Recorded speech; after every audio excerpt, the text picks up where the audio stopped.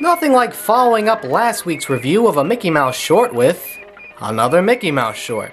However, I think with this one I might want to discuss the background since it adds to part of its appeal. You see, around this time, Walt Disney was coming out of a rut with Universal Studios and a distributor, Charles Mintz. Remember Oswald the Lucky Rabbit? Probably, if you play a lot of video games. Though back in the day, Walt Disney and his animators like Ub Iwerks, Hugh Harman, and Rudy Eising of Looney Tunes fame were working on this character. But that all changed when Mintz decided to sweep the rug under Walt by taking his character and a majority of the crew. Left without a character, Walt and Ub covertly made their own character that was a titular mouse with suspenders and a knack for corporate manipulation. So secretly, Disney and Iwerks were working on a short that would revolutionize animation. And what will the first animated Mickey Mouse short be? None other than Plain Crazy. Now wait a minute.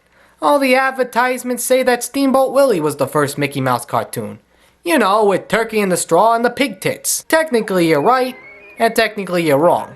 You see, the first Mickey Mouse cartoon to combine synchronized sound and animation was Steamboat Willie, which at that time was groundbreaking. However, it's been debated that the first Mickey Mouse cartoon, and should be considered the first, was Plain Crazy.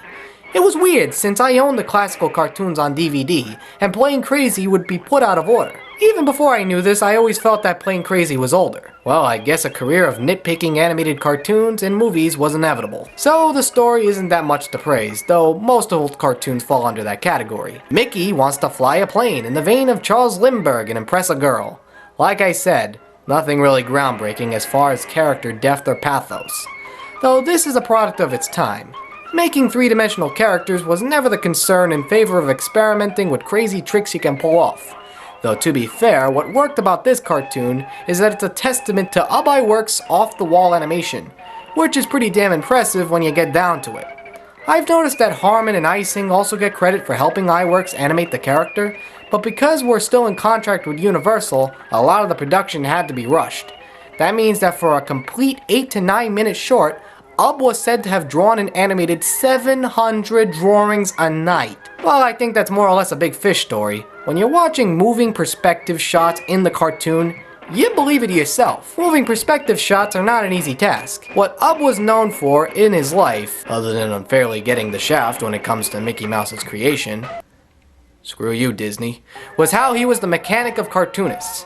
He knew what pieces moved where and how they work in relation to the space. While his career would span to more creative feats like perfecting live action, it doesn't discredit his work as a master draftsman and animator, inspiring cartoonists to break physics and make it seem plausible.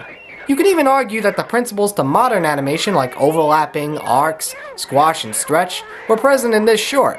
For that alone, it's worth watching if you're a self-proclaimed animation buff. Sure, there isn't that much story, but if you're gonna go in for some classic rubber hose animation, then you're in for a treat.